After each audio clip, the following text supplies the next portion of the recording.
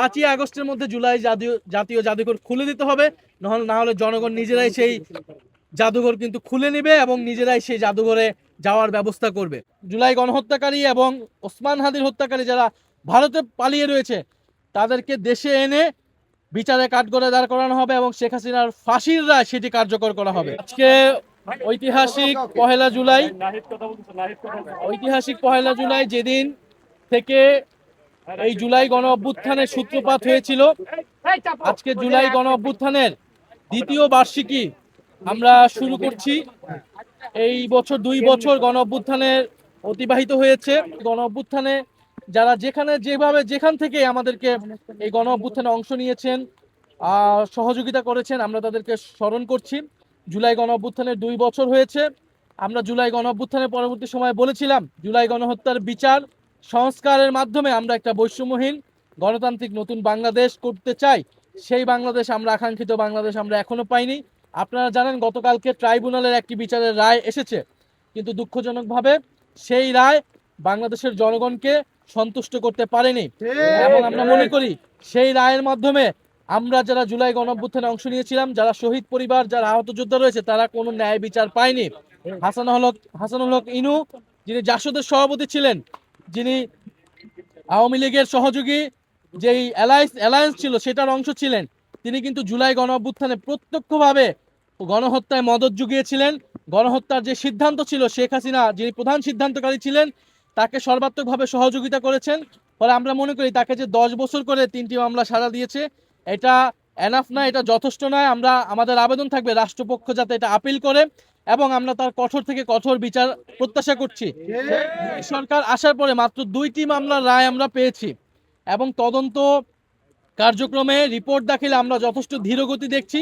ফলে আমরা আশা করব যে সরকার এবং ট্রাইব্যুনাল দ্রুত সময়ের মধ্যেই বিচার নিষ্পন্ন করবে এবং অলরেডি শেখ হাসিনার মামলার রায় হয়ে রয়েছে। আমরা আশা করব যে শেখ হাসিনাকে সহ জুলাই গণহত্যাকারী এবং ওসমান হাদির হত্যাকারী যারা ভারতে পালিয়ে রয়েছে তাদেরকে দেশে এনে বিচারে কাঠগড়ায় দাঁড় করানো হবে এবং শেখ হাসিনার ফাঁসির রায় সেটি কার্যকর করা হবে এবং শহীদ পরিবারদেরকে যেই প্রতিশ্রুতি দেওয়া হয়েছিল তাদের আর্থিক সহায়তা, জুলাই যোদ্ধাদের পুনর্বাসন, সেই সকল কার্যক্রম যাতে যথাযথভাবে পালন করা হয়। আমরা যে কবরস্থানগুলো আজকে আসলাম এবং সারা বাংলাদেশে যে কবরস্থানে সংরক্ষণ করার একটা পরিকল্পনা ইন্টারিম গভর্নমেন্টের সময় নেওয়া হয়েছিল, কিন্তু এই কর্মসূচিটা পালন করা হয়নি, এই কার্যক্রমটা পালন করা হয়নি। ফলে আমাদের দাবি থাকবে যাতে কবরস্থানগুলো সংরক্ষণ করা হয়।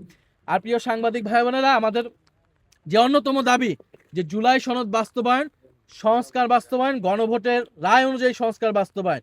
আমরা দেখলাম এই নির্বাচনের যে গণভোট এবং নির্বাচনের অন্যতম কমিটমেন্ট ছিল রাষ্ট্র কাঠামোর সংস্কার, বৈষম্যহীন বাংলাদেশ, আমরা এই সংস্কার এখনো পাইনি। ফলে এবারের জুলাই গণ অভ্যুত্থান যে উদযাপন, সেটা বার্ষিকী পালনের আমাদের অন্যতম মোটো হচ্ছে এই গণহত্যার বিচার এবং সংস্কার বাস্তবায়ন। আমরা সরকারের প্রতি আহ্বান জানাচ্ছি, শুধু নাম কস্তে জুলাই গণ অভ্যুত্থান পালন করলে হবে না। জুলাই গণ অভ্যুত্থানের যে আকাঙ্ক্ষা, সংস্কার বাস্তবায়ন, গণভোটের রায় বাস্তবায়ন করে সরকারকে প্রমাণ করতে হবে সরকার জুলাই গণ অভ্যুত্থানের পক্ষে আছে, জুলাই গণ অভ্যুত্থানের সাথে আছে। এবং জুলাই গণ অভ্যুত্থান জাতীয় জাদুঘর যেটা, সেই জাদুঘর খুলে দেওয়া হচ্ছে না।